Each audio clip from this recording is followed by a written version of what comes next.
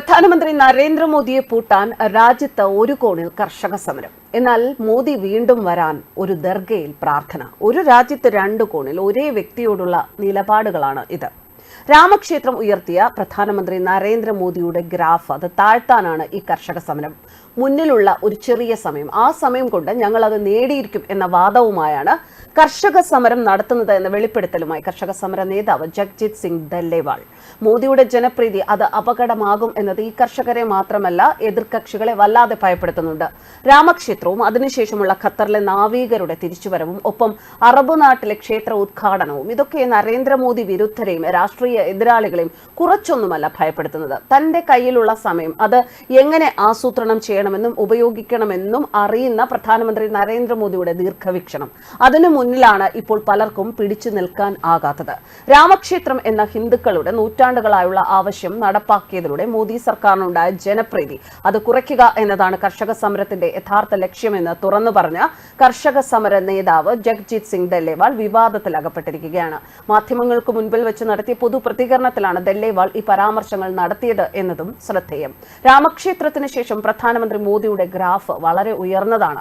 വളരെ കുറച്ചു സമയമേ നമുക്ക് ബാക്കിയുള്ളൂ. നമുക്ക് അദ്ദേഹത്തിന്റെ ഗ്രാഫ് താഴ്ത്തേണ്ടതുണ്ട്, ജഗ്ജിത് സിംഗ് ദല്ലേവാൾ പറഞ്ഞു. അതേസമയം ദല്ലേവാളിന്റെ പരാമർശത്തെയും കർഷക സമരത്തെയും രൂക്ഷമായി വിമർശിച്ചുകൊണ്ട് ഹരിയാന മുഖ്യമന്ത്രി മനോഹർ ലാൽ ഖട്ടർ രംഗത്ത് വന്നു. കർഷകർ തങ്ങളുടെ ആവശ്യങ്ങൾ അടിച്ചേൽപ്പിക്കാൻ ശ്രമിക്കുകയാണ്. ആക്രമണകരമായ ഒരു പ്രതിഷേധം നടപ്പിലാക്കാൻ ഒരു സായുധ സൈന്യത്തെ പോലെ ദില്ലിയിലേക്ക് മാർച്ച് ചെയ്യാൻ ശ്രമിക്കുകയാണ് കർഷകർ എന്ന് ഖട്ടർ പറഞ്ഞു. ട്രാക്ടർ ട്രോളികളും മണ്ണുമാന്തി യന്ത്രങ്ങളും ഒരു വർഷത്തേക്കുള്ള ഭക്ഷണ സാധനങ്ങളുമായാണ് കർഷകർ ദില്ലിയിലേക്ക് നീങ്ങുന്നത്. ഇത് അനുവദിക്കാനാകില്ല എന്നതാണ് അദ്ദേഹത്തിന്റെ നിലപാട്.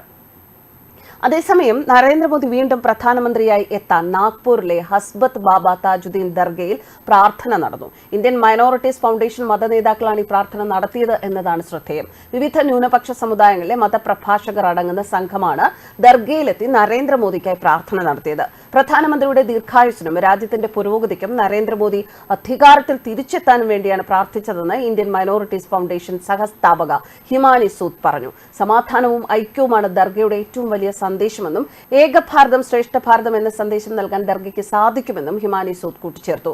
മുസ്ലിം സമൂഹം ഈ ദർഗയിലെത്തി പ്രധാനമന്ത്രിക്ക് വേണ്ടി പ്രാർത്ഥിച്ചത് ചരിത്ര നിമിഷമാണെന്ന് minority foundation convenor Satnam Singh Sandhu പറഞ്ഞു. ഇത് വലിയ സന്ദേശമാണ്. പ്രധാനമന്ത്രിയുടെ പ്രവർത്തനങ്ങൾ കാരണം കഴിഞ്ഞ കുറച്ചു വർഷങ്ങളായി എല്ലാ സമുദായങ്ങളെയും എങ്ങനെ സ്വാഗതം ചെയ്യുന്നു, ഇന്ന് ന്യൂനപക്ഷങ്ങൾക്കിടയിൽ വിശ്വാസം സൃഷ്ടിച്ചതായും അദ്ദേഹം കൂട്ടിച്ചേർത്തു.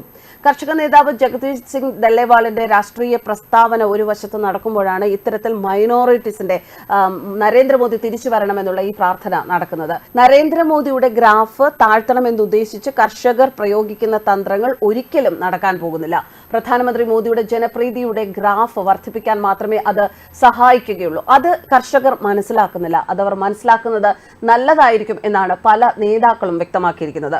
കർഷകർ നടത്തിയിരിക്കുന്നത് ഒരു രാഷ്ട്രീയ പ്രസ്താവന. ഇത്രയും വലിയ പ്രതിഷേധം സംഘടിപ്പിച്ചാൽ ജനങ്ങൾ പ്രധാനമന്ത്രി മോദിയെ പിന്തുണയ്ക്കുന്നത് നിർത്തുമെന്നാണോ ഇവർ കരുതുന്നത്? ഒരിക്കലുമില്ല. പകരം അവർ ആ ഗ്രാഫ് കൂടുതൽ ഉയർത്തുകയാണ് ചെയ്യുന്നത്. പ്രതിഷേധിക്കാനുള്ള ശരിയായ മാർഗമല്ല ഇത് എന്ന സന്ദേശമാണ് പൊതുസമൂഹത്തിൽ പ്രചരിക്കുക. ഹരിയാനയിലെ ക്രമസമാധാന പാലനം ഇതിലൂടെ ബുദ്ധിമുട്ടായിരിക്കുകയാണ്.